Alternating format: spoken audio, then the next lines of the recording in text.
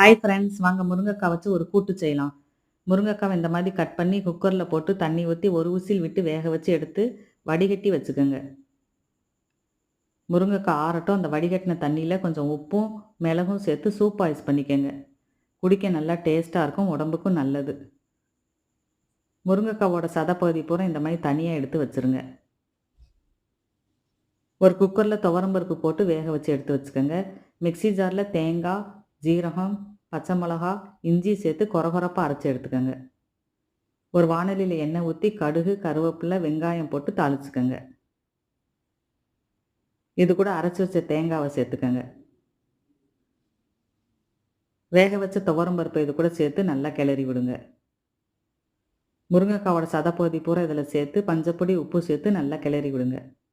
மல்லித்தலை தூவி இறக்கிடுங்க. சுவையான கூட்டு ரெடி. நீங்களும் ட்ரை பண்ணி பாருங்கள்.